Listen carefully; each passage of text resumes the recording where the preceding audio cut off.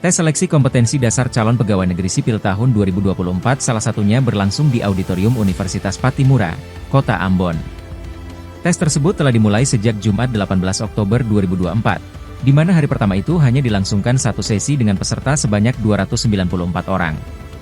Kemudian hari kedua pelaksanaan tes dibagi dalam 4 sesi, totalnya 1.962 peserta. Sementara hari ketiga, Minggu 20 Oktober 2024 diikuti 1.146 peserta. Totalnya sudah 2.602 peserta yang mengikuti seleksi kompetensi dasar berbasis CAT. Adapun perangkat komputer berupa laptop yang disediakan dalam ruangan tes di Auditorium Unpati sebanyak 300 unit. Sehingga diperkirakan setiap harinya lebih dari 1.000 orang yang hadir, tentunya berdasarkan jadwal masing-masing peserta.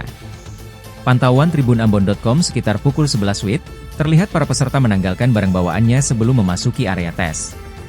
Tas dan barang berharga dititipkan di loker yang disediakan panitia. Para peserta hanya membawa KTP dan kartu peserta tes ke dalam ruangan.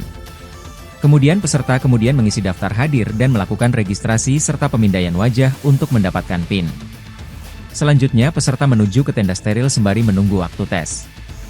Sebelum memasuki ruangan tes, ada pemeriksaan terakhir yang dilakukan oleh pengawas dari BKN. Pelaksanaan tes itu juga dikawal ketat sejumlah aparat keamanan dari Satuan Brimob Polda Maluku. Sementara di dalam ruangan dipantau melalui CCTV dan pengawas ujian. Koordinator tes SKD titik lokasi Mandiri Ambon, Kamarudin Sapo memastikan pelaksanaan tes SKD berjalan aman dan terkendali. Sejauh ini belum ada keluhan dari para peserta. Sapo berharap pelaksanaan tes dapat berjalan lancar hingga hari terakhir pada 3 November mendatang. Mungkin harapannya dari pelaksanaan tes ini bisa berjalan dengan aman. Harapan saya berjalan dengan baik, kondusifnya aman, bisa menjadi pelajaran bahwa pelaksanaan ujian ini adalah berjalan dengan baik, lancar dan terkendali. Oke, siap Pak.